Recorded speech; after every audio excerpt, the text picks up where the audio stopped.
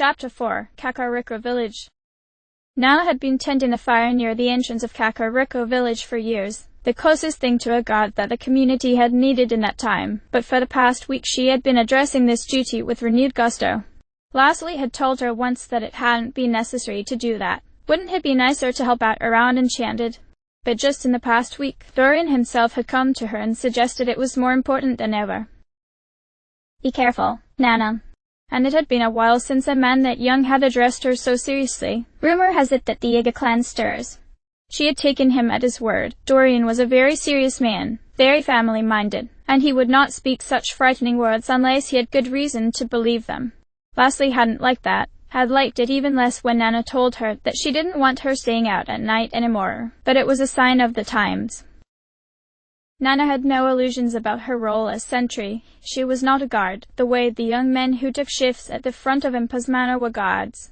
If some monster decided to barrel its way into the village, she would just have to get out of its way. The last time she'd been a capable fighter she'd been in her 60s. Now she mostly served as a sentry exactly because she seemed so harmless. She was the second oldest person in the village, and the fact of her age meant people tended to treat gently with her. This was a bother when the younger people proved incapable of holding a decent conversation with her. But when a stranger came by and someone had to get a sense of them before they came into the village, why, there was no one better. When Nana sensed the person coming to the village, she set herself upon the ground near the fire. She was in a position of repose that might also be read as one of discomfort. The first for one of those traveling merchants who came by, like that poor bugger, and the second for anyone she did not know.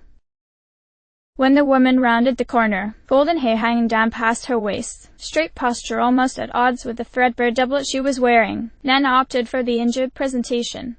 She grabbed at one of her ankles, winced, sucked and hard through her teeth. The whole bit was easy for her because the ankle was perpetually sore after she had fallen and twisted it some 10 years back, and if she put a little pressure on it at just the right angle she could trick the tissue there into throbbing as if it were wounded again. Not pleasant, but it helped to sell the charade.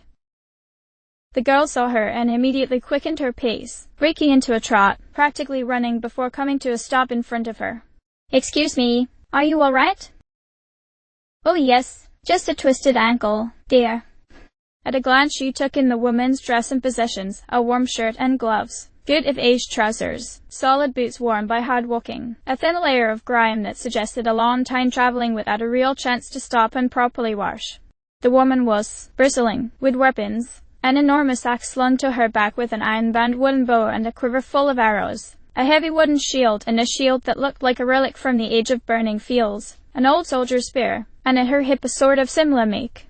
Whoever this woman was, she was prepared for a fight. If not for the genuine concern she was showing, Nana would have assumed she was a threat and made to run for it to raise the alarm. People traveled with weapons. It was just the way of things, but the girl was a walking arsenal. And on her hip, a strange rectangular object. Nana was not like most Sheikah. In her youth she had studied under Impa's elder sister, Pura, and learned a very great deal about the Sheikh slate. Some part of Pura's perspective on it had been communicated to her. It was a path laid by their ancestors, an illustration of what they had originally been capable of, a tool that could be used to effect change in the entire world. Pura had been so impassioned about it, not so much the object itself, but the idea of it, what it represented for the Sheikah as a people and for Hyrule. Nana had not thought about those conversations in years. Eventually she and Pura's other student, Robbie, had ended up leaving the laboratory. Robbie went to Akala, while Nana returned home. How many years had she spent thinking on those conversations before she had forgotten them, how important they had once been? Had there been a time when she had decided not to care? She could not recall. She could recall that it was not just the slate that Pura had spoken of in the old days. The days when knowledge had been the only food for hunger that had gnawed at all three of them. Pura and Robbie had also spoken together of the princess, who was responsible for field research with the slate. They had spoken of her so often, so vividly, that an image of her had been painted in Nana's mind, sad but determined, perpetually lonely, given over to burdens that no one pair of shoulders should have to carry. They had always been so sad when talking about the princess, and so proud to have served someone who valued knowledge as deeply as they did. So yes, Nana knew, when she looked at Zelda, who she was. It was not the slate that let her know, it was the simple fact that this was the face she had constructed for herself, and this was the woman who could carry that burden. That there was only one known Sheikah slate, and that one had been left with the sleeping princess in the Chamber of Resurrection only occurred to her a moment later. She pushed herself up to her feet, and the girls, princesses, you old fool, the princesses, shock was written plain on her face. She folded her hands behind her back, placing a small pressure on her lower spine so she could stand straighter, and no longer tried to hide what vigor nature had left her with. That is the shaky slate you're carrying, Nan said, and the princess's fingers brushed against it, a protective reflex that she probably wasn't even aware of. Would you mind telling an old woman where you got it? Then the princess regarded her, shock falling away and replaced by an analytical scrutiny that Nana had only seen in very few people. She knew what this place was. It's why she had trekked through the mountains to get here. But she was guarding herself, guarding her secrets, not fully ready to trust the people in front of her. She wanted to speak to someone, but Nana wasn't it. Well enough. Expecting silence, Nana was taken aback when she spoke. I work in the Chamber of Resurrection 2 weeks ago, without my memories, and the slate was waiting for me in the same chamber. Now the girl was no longer analyzing her. Her eyes were a challenge, an insistence regarding her own righteousness. I have used the slate to try to uncover the mysteries of the past, and it has helped me enormously in moving from the chamber to here. The force of her personality was almost physical, pushing against anyone who looked at her, communicating depths of meaning that she couldn't have been aware of. I see, dear, I see. She smiled warmly. Well, now, may I make a request of you? She did not wait for the princess's nod. She hadn't waited on anyone in a very long time. You must go speak to the village elder, Impo, as soon as you can. She lives at the far end of the village. The princess looked past her, then at her again. She was not analyzing Nana, but she was still focused, her attention turned inward in the way of thinkers are mindful of the world around them. I believe I will do that. Please excuse me. The princess walked past her, and Nana watched her go. Her posture communicated so much work, so much toil, so much strength that one would not have attributed to the crown princess of Hyrule, who still looks like she should have been in school.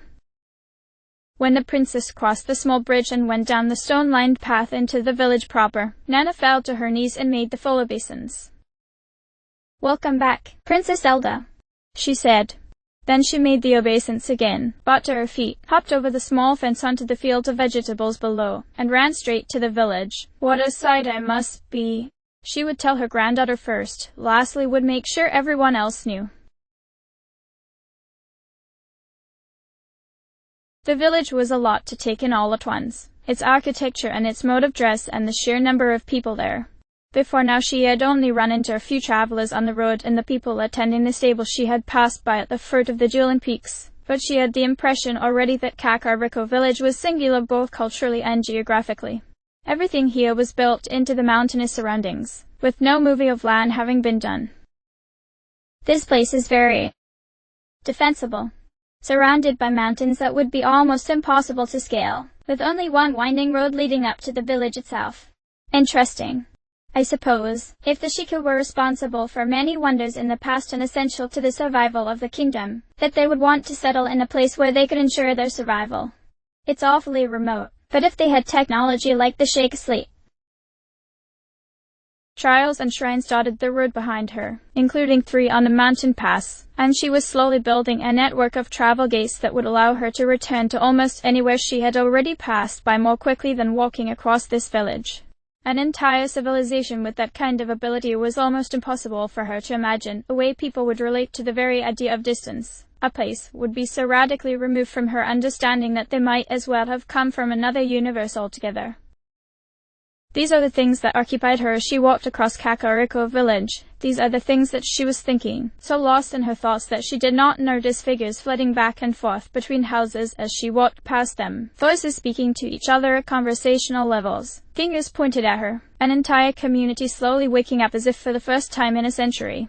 The theoretical arrested her while the concrete began to rise behind her, around her. It was easy to spot the elder's house. It was less house than manor, placed centrally in the layout of the village and seated on a naturally occurring platform of stone.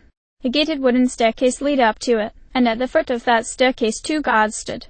She set her shoulders as she walked toward them. It would take some effort, but she would talk her way past them, no matter what it took to do so. They saw her coming, turned to look at her. That seemed good.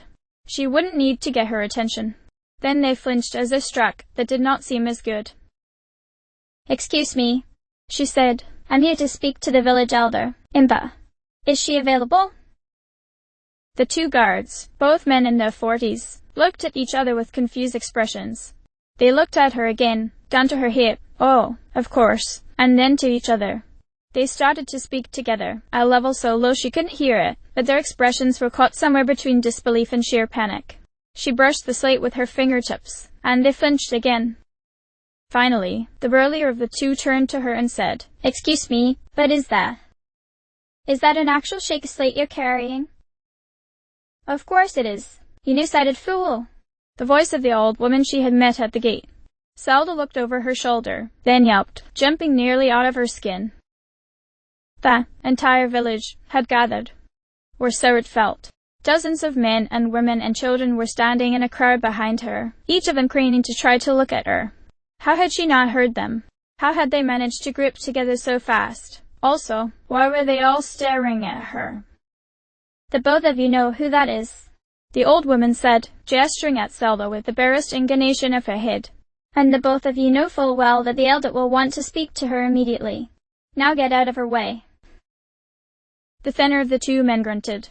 "Nana, with all due respect, we do not know who she is. We know that the Yiga have begun to move, and that they may attempt some new subterfuge to undermine this community and the kingdom.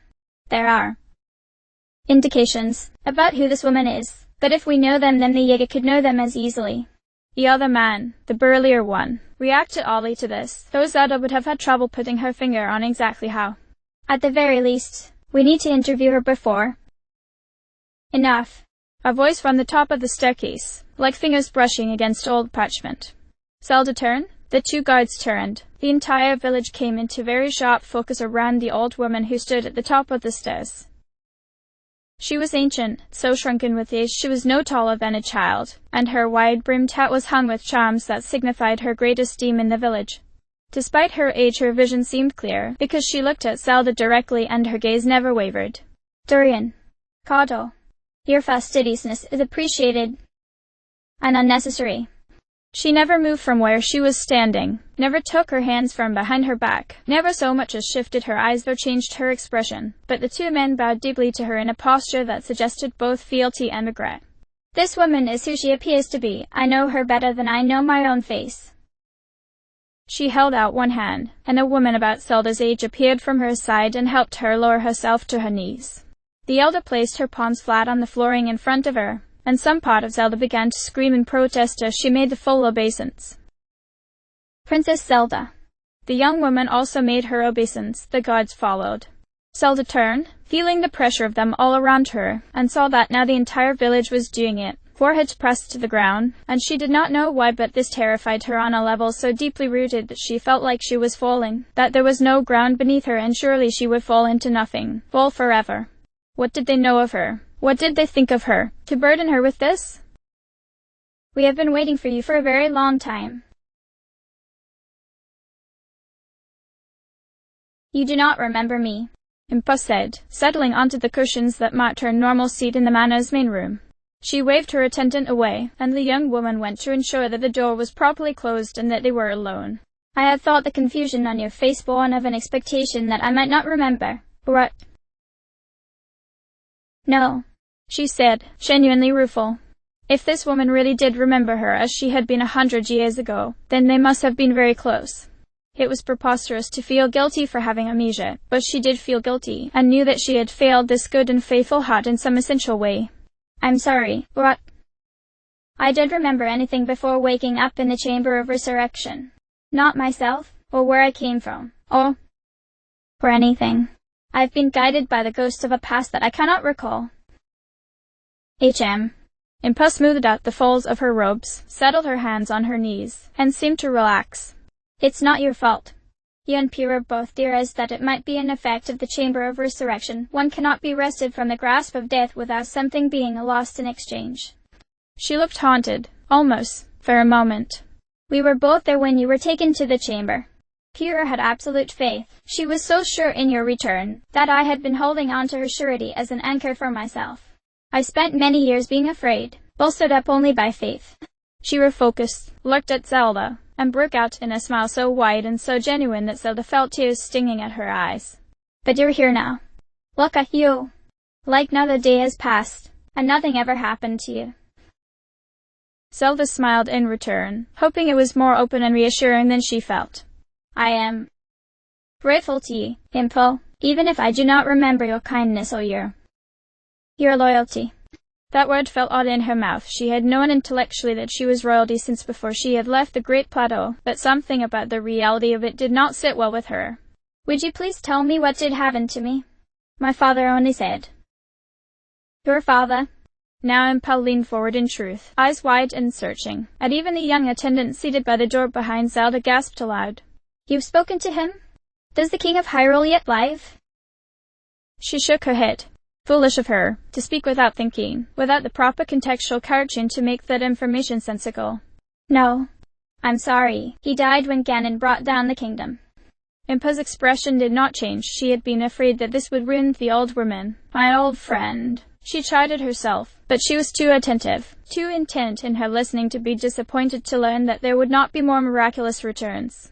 I have spoken with him, however. Perhaps I should start at the beginning? Impa nodded, and so she did. She spoke of awakening, of a voice couched in a golden light of the plateau, and the rising of the towers, and the swarming of beasts, and the secret held inside of the shrines, of the long walk year of her father, long dead, and the ancient voice that echoed mightily from the castle in the heart of Hyrule. She told her of remembering nothing, of speaking with the dead king. The last thing he told me. And it had not been the last, but no one needed to know that, did not need to hear of how a dead man's grief fell on someone who could not understand. Was that I was to come to Kakariko village, to you, and that you would be able to guide me in my journey. Disk. Seems like he didn't change that much. Grandmother. The young woman seated behind Zelda spoke not in reproach but in horror. Impa waved her hand. He would have agreed with me, were he here. His Majesty, may his kingdom rise anew under the light of the goddess, was not given to trying to grasp new ideas or trying to reach beyond his very specific means. She sighed, turning her attention back to Zelda. He was a king, so his means were far-reaching indeed, but he married into the royal family when he wed your mother. He never really understood her relationship with the divine. Or yours, to all of our sorrow. Zelda turned this idea over in her head. The king she had spoken to had seemed so regal, so severe, so sure of his words and his place in the world, that to hear someone as plainly faithful as Impa was speak ill of him, even in this roundabout way, was shocking. She really hadn't understood his weaknesses over the course of that conversation. She wondered if his regrets might make more sense to her in time. Was he right? That was what really mattered. Can you help me? I will try, Impa said. I have had a very long time to think about what went wrong, all those years ago, and how we might address those wrongs now. The world shifts and shakes every year, Princess, and those tiny vibrations have become great earthquakes and landslides leading up to your awakening. If the goddess told you that we are running out of time, it must be so, but she is the font of all wisdom, all-knowing, and so if she set this task before you, it must be that it can be accomplished. She bowed low at the waist, having to use her arms as a brace to lower her torso. May I look at you, Shikasei, please? Yes, of course. She could not have said why, but she was comfortable with Impa in a way she had not been comfortable with her father or with any other person she had met up to this point. If they were truly friends in the past, and it seemed that they had been, then she was in a better position than anyone to be able to tell her the things she did not know. She rose from her place on the floor, unhooked the Sheikah slate from her waist, held it out to Impa. But, please, I don't know what kind of ceremony we stood on before, but I would be very happy if you would not address me so formally. In private, at least. There was decorum to consider, if that display outside had been any indication. Impa pushed herself back up into her sitting position, reaching out and gingerly taking the slate with hands that did not shake at all. As you wish, Delta. And that goes for you, too, she said, turning back to the other woman in the room, who looked up at her from a seated position with a rising flush. If you are Impa's family, then I would hope that we could be friends, miss. What? But you're the PP. She stopped, trying to control her stuttering and failing spectacularly. I can't address you so in and informally, Your Grace. Hiya. Impa's voice cut through the room, and both Zelda and Paya looked over at her. She was flipping slowly through the screens of the Sheikah slate, trying to remember how to use a tool she had not laid hands on in a century. Her name is Paya. She's very shy. She looked up without tilting her head, locking Hab onto her granddaughter with what Zelda imagined was a very carefully practiced expression of expectation and reproach. And if you request it of her, of course she will call you however you like. In private. The color in Paya's face, if anything, was even higher now. Still, she nodded, and when she did, Zelda smiled and kneeled in front of Paya and extended her hand. Well then, Paya, it's a pleasure to meet you. I'm Zelda. Unlike her grandmother, Paya's hand shook like a leaf in the high wind as she reached out and clasped Zelda's. Still, her grip was strong. She could probably crush my hand in hers, Zelda thought, and firm. Hello, Zelda. I'm Pee-Pee-Pa. She sighed through her teeth, closed her eyes as if to hide behind her eyelids. Grandmother, why are you doing this to me? This last was a whisper, but so stricken with shame and embarrassment that, in volume, it would have been a wail. I'm not doing anything, Paya, Impa said. Zelda let go of Paya's hand and the girl gratefully collapsed into herself, bowing very formally, mostly for the sake of hiding her face, Zelda guessed. Zelda, you mentioned that the shrines on the plateau restore previously locked functionality to the slate. Yes. She returned to her seated position, looking at Impa very carefully, studying the older woman even as the latter was studying the slate. The other shrines that I've been to have been trials alone, and offer no insight into how else it might function. Impa nodded. It can do so much more than back when you and Pyrrha were trying to decipher the workings of it, but I cannot find where it stores its images. Images. That word, by itself, did not call anything to mind for her. It was confusing in its meaninglessness. I'm unsure what you mean. When you traveled Hyrule, before the calamity, the Sheikah slate could be used to capture true-to-life images of whatever you pointed it at. Like a painting, only in detail as fine as the eye itself could capture. She held the slate out, and Zelda leaned forward to take it from her. You took many such pictures, using them to commemorate places you thought especially noteworthy. I had hoped to find them there, but they seem to be missing. That would be a very interesting function for it to have. And useful, too. She winced, very slightly, not wanting to continue. But you think that beside the point of this conversation? Impa said. Zelda nodded. Well, I cannot blame you. It may be. But if your memory is lost, and with it your connection to your divine power. A thought occurred to her, and she grimaced. I have not told you of your divine power, and you've not asked. Did your father mention it? No. She said, and as ridiculous as it was she felt sheepish that she didn't know something that Impa had expected her to. I suppose we didn't have much time. Impa nodded. I see. In that case, listen for a moment, and I will tell you another story. And so she did. Hers was the story of a battle 10,000 years old, and older, and the combined might of a nation rallied behind a princess and a warrior and 4 mighty champions. It was the story of the Sheikah, of a people who propped up a country and who stepped out of the light. It was the story of an evil so ancient that there was no perspective by which it might be understood. Who could guess at the mind of real horror? They were only mortal. They could only fight it. They could only call upon the powers of a god, wielded by mortal hands. Zelda began to understand why she failed. When she finished her story, Impa stopped, closing her eyes and folding her hands again, concentrating. This pose she maintained for long minutes, so long that Zelda thought she might have fallen asleep, but then her eyes flew open, and she stared at Zelda with such force that it was like being struck across the face. Zelda empathized with Paya, sat straighter without realizing she was doing it. If the goddess Hylia, protector of Hyrule and all its peoples, has sent you to me, then I must do my best to be of help to you. We lost a war with the calamity, and 100 years ago because we were not prepared and because we allowed it to turn our own weapons against us. Though it remains trapped in Hyrule Castle, locked in combat with the hero, still it maintains its hold over those weapons, and by consequence over our very lives. There are 3 tasks before you, Zelda, and if you wish to save Hyrule, to save the world, then you must undertake to complete each of them in turn. I do not know how you will do it, I barely know if it can be done. When Hylia warned you that you would be heaping sorrows upon yourself, know that she surely meant it, and in her mercy wished to prepare you. More, you will be seeking to bring an end to a war that we have been losing for 100 years, facing challenges that no other single person could stand against. Impa looked down at her from her elevated position, and in that moment she was not an attendant of the royal family, not a guardian, she was adjudicator, taking measure of the person in front of her, seeking understanding and answers and promises, and Zelda suddenly felt as if she were very small.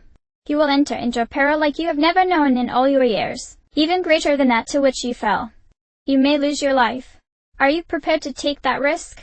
In another place, to another person, Impa might have said that there was no shame and fear. She offered no such succor here. What could Zelda say? She nodded, her throat locked tight. Good. That is well. In that case, your tasks are these. She held up one finger. You must regain your memory, and thereby your sacred power. She held up a second finger. You must free the divine beasts from Ganon's control, so that we might turn them against it. She held up a third. You must return to Hyrule Castle, where the beast waits, and render assistance to the warrior with the sword that seals the darkness. Together you must defeat it, save the hero, and you will save us all. Oh, no great things. These were lined up so prettily. The weight of them was so enormous it was absurd, laid at her feet as if the words were supposed to be meaningful in the context of her own understanding. How easily Impa said it from where she sat, not required to. No, Zelda closed her eyes, turned her attention inward. No, it is not her fault that this is on your shoulders. If anything, it's probably your own, and you knew it from the moment Hylia called out to you. There was some terrible failure in the past. And now I must fix it. I will fix it. He is waiting for me. I don't know why that matters, but it does. I can feel that truth reverberating in my very marrow. Will I dream of Hylia tonight? She opened her eyes and looked back to Impa, and her face must have showed the determination she felt because the other's mouth turned up into a wide grin. I see. If you are so determined, and fear is pushed from your thoughts, then I know where you should begin. The first concern should be your memory, and I feel that your best hope for regaining it lies in the mementos you embedded in the Sheikah slate.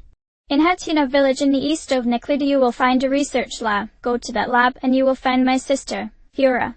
She is the only person who knows more about the Sheikah slate than you did, and if anyone can repair it then it's her. How do you know? I passed by the road there on my way here. And there was another Sheikah tower near to it. She had marked it on the slate. Good. Then you will not need further directions. She stopped for a moment, gathering her thoughts. When will you be leaving? Soon, Zelda said. First thing in the morning, I should think. It would be sooner, but I have been walking for a very long time and would be very grateful to sleep under a roof tonight. Impa nodded. The inn will gladly house you for the evening, and you will be afforded every luxury with no charge. She must have seen Zelda about to protest, because she shook her head. I know you would prefer to have her anonymity. I would prefer it too. But that busybody Nan informed the entire village, and though word will not spread beyond here, it's too late to ask everyone to pretend they do not know who you are. If I were you, I would take advantage of it.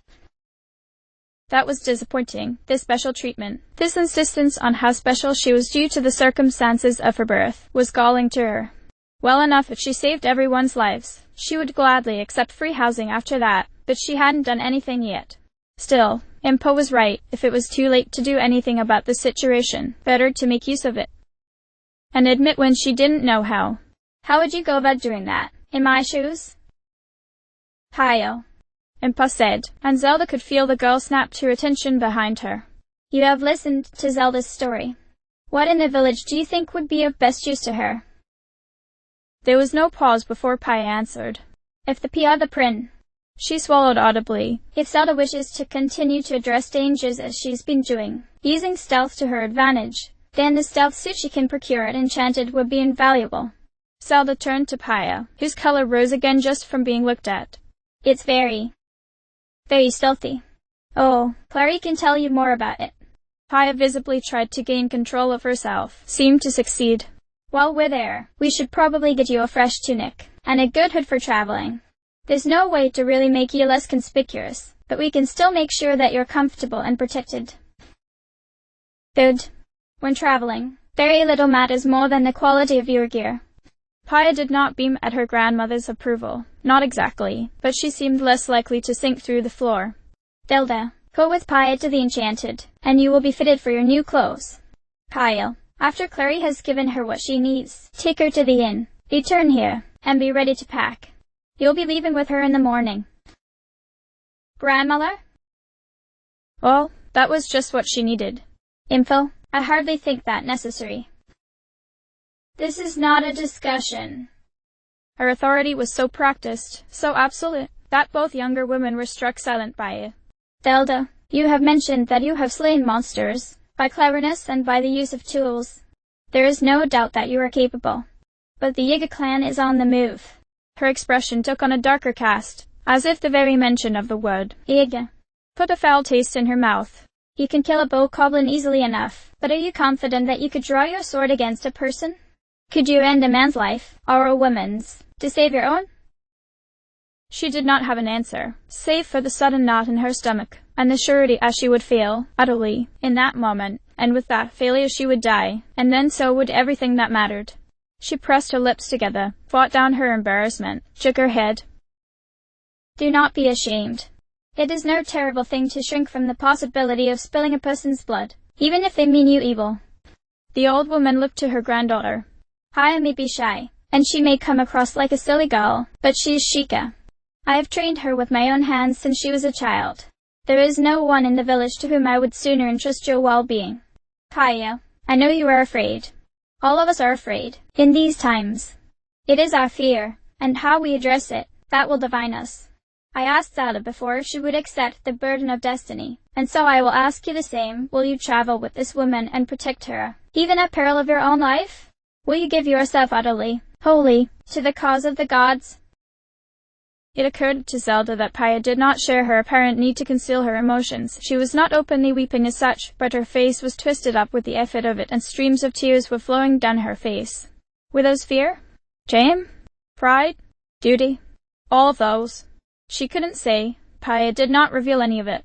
She just bowed to her grandmother, very low, and said with a voice so shaky she could barely be understood, Yes, utter. On my blood and my blade. My life belongs only to Hyrule. Zelda and Paya began walking at the very break of day, when the black of night had given way to a greying sort of proto-dawn. The village did not come out to see them off, for which Zelda was grateful, but she could still feel all of their eyes on the two of them as they passed through the village gates. A night's rest in a good bed had proven the medicine that Zelda had thought it would. She hadn't felt this rested, this ready to face another long day of walking, since her journey began. The good breakfast at the inn, served as early as she pleased, was the extra touch that the whole experience needed. What she hadn't expected was how much she would appreciate her new clothes. She hadn't gotten sunburned during her travels yet, but the new hood was both light enough to be comfortable with the sun high and covered enough that she could stop worrying about her skin. The tunic, perhaps, was a bit much. She did appreciate all of its pockets. She had already begun storing scraps of paper in them, each used to jot down ideas, and had begun to categorize the pockets according to the notes that they were supposed to hold. Paya seemed just as well rested, which was fair. She had the impression that the Sheikah woman was accustomed to getting much less sleep than she had been allowed the night before. She did wonder what Paya did in the evenings. She hadn't been given a clear image as to her duties. Just as well. When we return. And Zelda was quite sure that they would return. I will see if the Sheikah slate can transport both of us. If we're lucky, then the trip back should take us only a few seconds. The shrine overlooking the village had contained a guardian, rather unlike those that had dotted the plateau or that one could spy swarming over the ruins of the castle town. The intent had probably been for her to fight it with sword and shield. She had shot it in the eye with her bow and thrown bombs at it until it was dead. It had taken the better part of an hour, but the monk did not gainsay her victory. I hope it is that simple, Your Grace, Paya said, then blanched when Zelda looked at her. I mean Zelda. CZ Zelda. Oh, I know I can't call you by Your Grace when we're around people. It's dangerous. I just have trouble with. She sagged. With words. Zelda reached to Paya, gently clasping her arm in a gesture she thought would be companionable but made the girl jump nearly out of her skin. She let go immediately. Sorry. She cleared her throat, set her shoulders back, announcing that they would both dismiss the past few seconds. It's a lovely day for walking, isn't it? Paya looked up. It is. And it was. The sun had risen behind the mountains so that the sky was brighter than the ground, and in the distance one could see the interplay between light and dark as the light threw the mountain shadows across the country. The long, winding road out of Kakariko village was blissfully cool, and would remain so until nearly midday. Zelda thought that if they made time then they should be able to reach the stable at the foot of the Julian Peaks in time to have a decent lunch. I am beginning to see Impa's wisdom regarding our journey. She had floated the idea of simply teleporting herself and Paya back to the stable, since there was a shrine so close to it, but Impa had been against the idea. Well enough to teleport into the wilds had been her reasoning, but the stables were high-traffic areas and there was always a chance of them being seen. I haven't been outside of the village in so long, Paya said, and she sounded almost wistful. Not since I was a child. The idea of traveling instantly from place to place sounds incredible, but I'm very glad that I'm able to be here, walking, and seeing the world again. At least to start. I don't mean to put pressure on you. Of course, you don't have to listen to me. I just like this. I like walking with you. I rather like it too. This was true, as enamored as she was with the powers of the Shake Slate and the secrets of the old world. She also loved being able to move through the world at her own pace. I will tell you something, though it may sound a bit childish. Paya shook her head in protest of the idea that she would assume childishness of her princess, alarmingly, quickly, but Zelda decided it best to continue rather than to try to assure her. When I descended from the plateau, it was like the whole world has spread out before me for the first time. I thought that was what being on the plateau was, but that was wrong. The world was so much bigger, so much wider than I had assumed of it, and I didn't understand until I started walking. I knew that I had to travel to Kakariko. I knew how urgent it was. What? I took my time. I felt like I had to, even with the world hanging in a balance. I would spy an inviting hill, and ascend to the top of it, and there I would find a stone, and she realized her color was rising, but if she started being embarrassed in front of Paya of all people then they were both doomed regardless of whether she managed to vanquish Ganon or not.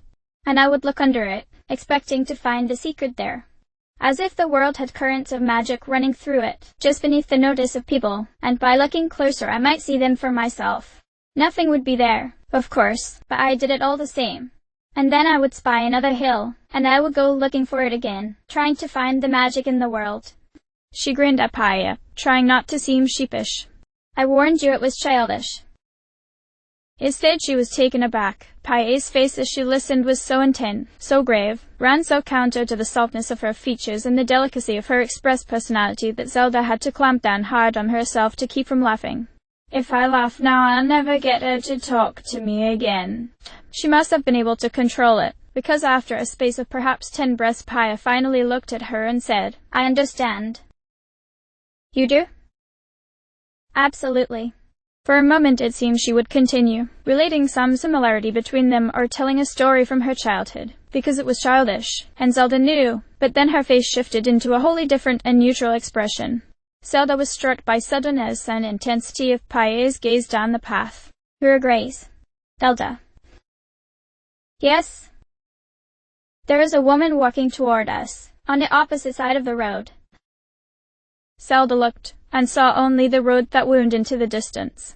I don't see anyone. She's walking slowly now, beneath the shade of a tree, near where that path breaks off from the main road. There was a break in the wall there, a heaping of stone, and as she looked Zelda was taken aback. She could see the woman now, could see her looking at them. Paya's eyes were incredibly sharp, or else she was trained in ways that Zelda did not understand. Still, the woman did not look like anyone to worry about. She seems to just be another traveler, Zelda said. I've passed by quite a few. She is not a traveler, Paya said. Now Zelda looked at her, but Paya did not meet her eyes. They kept walking, had never stopped walking, but something in Paya's stance had changed. She is not any of the merchants or tourists or artists who like to visit Kakariko. Her behavior is wrong, too. Notice how she had stopped walking, is waiting for us. That was true. It was so early in the day that it seemed unlikely the traveler would need rest, even if she had started out from the stable. But if she had, How did she get here so fast? I would hear your suspicions, if you would share them. The word Yiga hung in the air between them. Not now, Paya said. Keep walking. So they did. Paya finally stopped staring daggers and Zelda pulled her hood down slightly further, as if against the light of dawn. Her hair was tied at the back of her head in a very tight bun, which was all that she could manage on her own but would serve to disguise her from any prying eyes at a distance. They walked on, ignoring the woman, who turned to watch them go with a wide, cold smile. Zelda thought, briefly, that it was nothing. Perhaps she should even wave to this person, simply for the fact of getting past her sense of nerves. Hylia had told her that fear was something she would have to wrestle with. And then the woman called out, "Excuse me there, travelers." "Keep walking," Paya said, and Zelda obeyed, but out of reflex she turned her head and saw the woman, and the woman saw that she saw. "I'm completely lost, and was hoping you might give me some directions." Directions she could have gotten at the stable. "You see, I'm looking for someone, and maybe they know that I'm looking. Nah." Paya drew in her breath through her teeth next to Zelda, and the pair stopped. "I'd hoped to meet you alone, Princess, so that the little surprise I have for you could be shared privately. I never imagined you'd have one of them traveling with you." "Surprise," Zelda said. It was a reflexive thing, a response to absurdity, but it made the woman's smile grow wider and toothier. "Yes, a surprise. Still, I suppose it's fine if you see it coming." Things happened very fast. Paya was to Zelda's side, the Sheikah was further from the strange woman than her charge was. When the woman drew off her coat, her entire appearance changed, as if she had been disguised by magic. A flash of movement, red and white, and an eye turned upside down. The woman crossed the road in a span of heartbeats. Zelda couldn't even process how fast she was, saw only a flash of steel, and had a moment of perfect clarity as the assassin raised her long, sickle-shaped blade for a killing stroke. "I have experienced this before." A flash of white and gray, and Paya was in front of her. She moved automatically, just as grandmother had drilled into her hundreds of times, hearing the words as they had been said to her, like water, flowing easily from moment to moment. She came in low in front of the assassin, arms pulled in tightly against her diaphragm. The blade came down, swinging for Zelda instead of Paya, and Paya brought her left hand up, palm open, to catch the wrist that held it. She didn't stop it, she redirected it, using the force of the downward stroke to twist the arm, then brought around her right palm against the extended joint of the Yiga's elbow. It broke, the sound like a twig being snapped underwater. The other woman breathed in sharply, not crying out.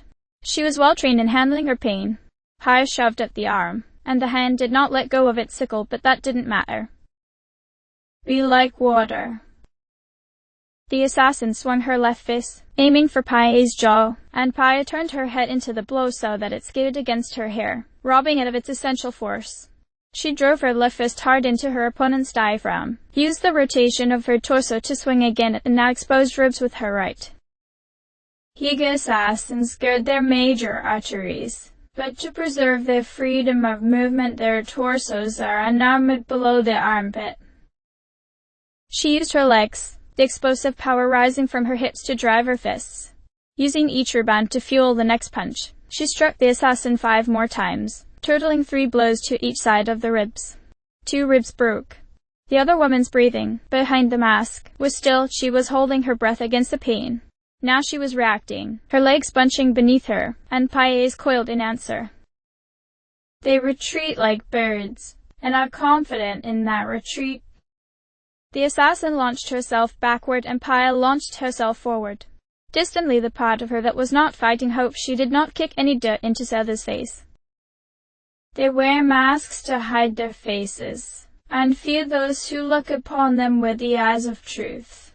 Do not look away from them, and they will know you for what you are."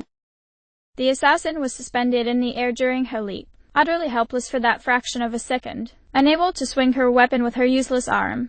She was staring at Paya's face. Paya could feel her attentions from beyond that childish flipping of the sign of the goddess's benevolence. How long it must have felt to her, to see Paya's hand reaching out for her, the fingers brushing against her mask. "They are dangerous in service of their master, but in their hearts they are cowards who could not stand in the light. They are sharp blades made with bad steel. She grabbed the assassin by the mask just as her leap was ending, hooked one leg behind both of the Yigas, rotated her torso, and slammed the other woman's head into the ground with all the force in her body. The shock of it traveled up her arm, and the mask cracked open like the shell of an egg tapped firmly on a countertop. The sickle blade went spinning uselessly into the air. The break in the mask exposed the other woman's eye, and she met it, then held it long enough to see the assassin's terror. Easily broken. She leaped backward, landed lightly on her feet between the attacker and the princess. She drew her sword just as the Yigas hit the ground. The entire exchange had taken perhaps 7 seconds. Just like that, it was over. Zelda did not think she had had time to breathe. "Head up," Paya said. She was bouncing on her feet as if ready to continue the fight, her body full to bursting with nervous energy that Zelda suspected would find its outlet one way or another. "This isn't the end of anything," the assassin said from the ground. "Master Koga knows of the princess's return. The entire clan has mobilized. I was just lucky enough to be first." She laughed and coughed with sudden pain. Zelda realized that somewhere in there Paya must have struck her in the ribs, or something. "It up." Slowly, painfully slowly, the Yiga did. Her mask fell away complete, showing the enormous bruise that was already changing the color of her face. Her right arm hung limp and useless, and she cradled her shoulder with her left hand. She was still grinning, but there was fear there too, and Zelda could see it as plainly as if the word were written on her face. That was the look of someone who had talked often of death, who thought they were prepared to face it, but had never really known the reality of it. Zelda looked to Paya. Then, she didn't speak out, couldn't, not when the other woman had literally just saved her life, but she was also filled with a terrible certainty. It would be unseemly, the greatest offense to her grace, to spill your blighted blood in front of her, Paya said, slowly, as if meting out words for someone who could barely hear them. "Tell your master that the princess is invincible, that her lowliest servant beat you within an inch of your life." She lifted her sword. The tip pointed directly at the assassin's throat, and though they were separated by 10 paces, Zelda knew that it would take no effort on Paya's part to open the other woman up like a fish. "Illa, and do not return." The assassin did not react. At first, it was not until her eyes came back into focus and she looked at Paya's sword that she seemed to hear everything that had been said to her. "Foolishness," she said. "This will not end until the blood of the goddess soaks into the ground." With her good arm she drew an object from a pouch at her waist, threw it down, and was gone in a cloud of smoke. Long minutes did the princess and her retainer wait in the silence. The sun crept perceptibly, peeking over the tips of the mountains, and only when the light hit her face did Paya put away her sword. What could one say to such a thing? Ike seemed utterly unsatisfactory for what had just transpired. Zelda had never seen anyone move like that, like either of them, and she genuinely did not know what would have happened if Paya had not been there. What did one say to that? In the end, she had a question. "When did you break her arm?" Paya turned to her with the expression of a child caught daydreaming. "Oh, when she, The color drained completely from her face. "When I knocked her weapon away from you. With my fist, I went for the joint." That paleness shifted over to green. "Princess, will you please excuse me for a moment?" And without waiting for an answer, she turned and walked to the side of a road, and Zelda moved to follow her. Zelda did not have the eyes or the training necessary to see what had happened in the exchange between the two, but she was not blind and she saw other things. She understood enough, hearing of this Master Koga, to know that their journey, and what would qualify as safety for the two of them, was now very different. She also knew that, if it hadn't been for the assassin revealing that their whereabouts were already known, that the entire clan was already on the move, that Paya would have killed her there in the dust. She mulled on this silently, holding Paya's hair for her as she vomited on the side of the road. End of chapter.